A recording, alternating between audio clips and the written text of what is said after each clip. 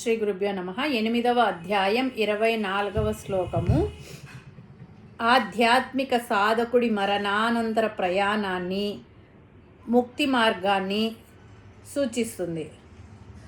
ఓం అగ్ని జ్యోతి రహ శుక్ల సన్మాస ఉత్తరాయణం తత్ర ప్రయాత గచ్చంతి బ్రహ్మ బ్రహ్మ విదో జనాః. ముందుగా పదపదానికి అర్థం తెలుసుకుందాము. అగ్ని అగ్నిదేవుడు, జ్యోతి కాంతి, అహహ పగలు,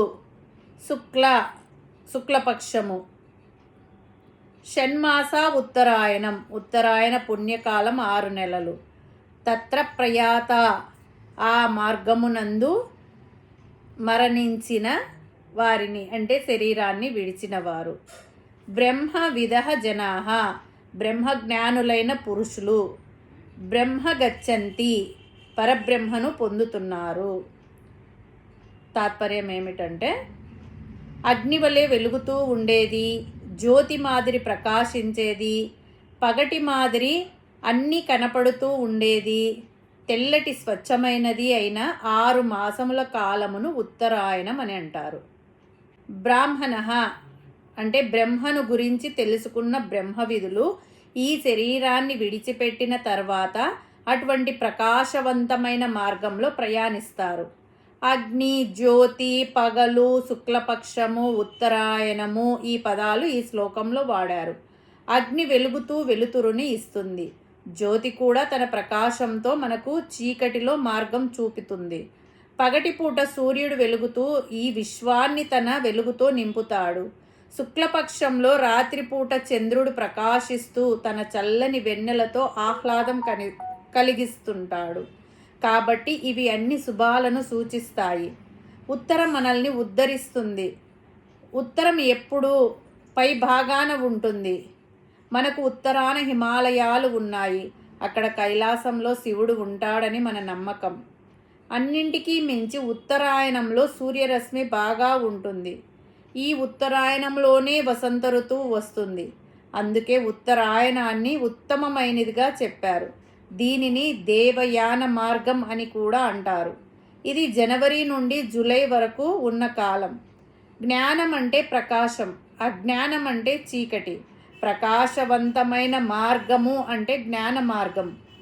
బ్రహ్మను గురించి తెలుసుకున్నవాడు జీవితమంతా బ్రహ్మలో చరిస్తూ ఉంటాడు. కాబట్టి ఈ దేహమును వదిలిన తర్వాత కూడా జ్ఞాన మార్గంలో ప్రయాణం చేస్తాడు.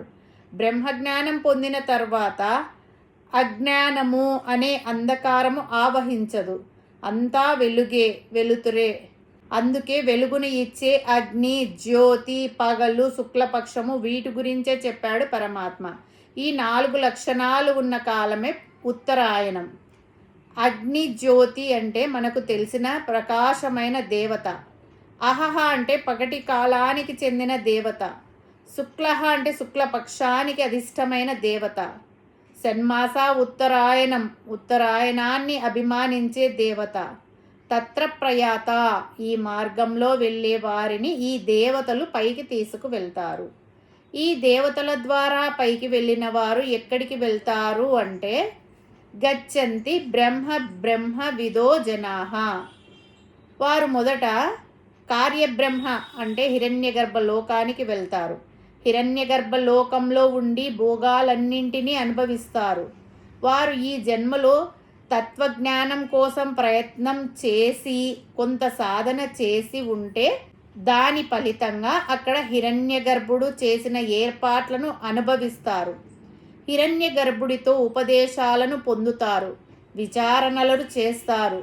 తత్వజ్ఞానాన్ని పొంది హిరణ్యగర్భుడి ద్వారా పరబ్రహ్మను పొందుతారు. బ్రహ్మ బ్రహ్మ విదో జనాః. హిరణ్యగర్భలోకం కావచ్చు, ఈ లోకం కావచ్చు, ఎక్కడైనా కావచ్చు. పరబ్రహ్మను పొందాలి అనుకుంటే బ్రహ్మజ్ఞానం కలిగి ఉండాలి. ఏదో ఒక చోటికి వెళ్ళినంత మాత్రాన బ్రహ్మజ్ఞానం కలగదు. ఏ లోకానికి వెళ్ళినా, ఎక్కడికి వెళ్ళినా, ఎవరు వెళ్ళినా బ్రహ్మజ్ఞానం కలిగితేనే బ్రహ్మప్రాప్తి. బ్రహ్మజ్ఞానం లేకపోతే హిరణ్యగర్భ లోకం చిట్ట చివరి ఆఖరి లోకం వరకు వెళ్ళినా సరే అక్కడి భోగాలను అనుభవించి వెనక్కు రావలసినదే అనే విషయాన్ని పరమాత్మ ఈ శ్లోకంలో చూపిస్తున్నాడు. ఈ శ్లోకం ద్వారా శ్రీకృష్ణ పరమాత్మ చెప్పే పరమ సత్యం ఏమిటంటే, జీవితం ఎలా గడిపితే మరణం తర్వాత గమ్యం కూడా అలాగే ఉంటుంది. కాంతిమయమైన జీవితాన్ని గడిపే వ్యక్తి ప్రయాణం మోక్షం వైపు సాగుతుంది. అంటే ధర్మబద్ధమైన జీవితాన్ని గడిపే వ్యక్తి ప్రయాణం మోక్షం వైపు సాగుతుంది. హరి ఓం తస్సత్.